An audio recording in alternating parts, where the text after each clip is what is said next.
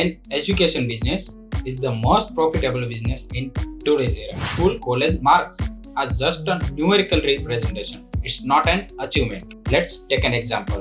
20-25 વર્ષનો એક વિદ્યાર્થી સ્ટડી કરીને બહાર આવે. ઓબ્વિયસલી એ ફીસ તો જાતે નથી ભરતા. કોઈ પણ કોલેજ પ્રેક્ટિકલ શીખવાડતું નથી. ફીસ ભરશો એટલે સર્ટિફિકેટ્સ તો તમને આપવાના જ છે. ડિગ્રી સર્ટિફિકેટ લઈને સ્ટુડન્ટ બહાર આવે એટલે એમને એક સવાલ પૂછશું. તમારી પાસે સ્કિલ કઈ છે? તમે શું ઇનોવેશન કર્યું? તમારી પાસે મોડલ કયું છે? એમાંથી 95% સ્ટુડન્ટ તમને પ્રોપર રિપ્લાય નહીં જ આપી શકે. આમાં સ્ટુડન્ટનો કોઈ જ વાંક. સરાઉન્ડિંગ અને માઇન્ડસેટ મેઇન વસ્તુ છે.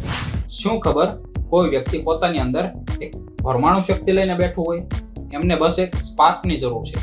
આજના ટાઈમમાં બહુ ઓછી ઇન્સ્ટિટ્યૂટ છે જે આ ટાઈપના કોર્સિસ કરાવે છે. જો તમારે પહેલા દિવસથી અને પહેલી કલાકથી પ્રેક્ટિકલ સ્કિલ શીખવી છે અને તમારું કરિયર હાઈ લઈ જવું છે તો તમે જોડાઓ 80 ગ્રુપમાં.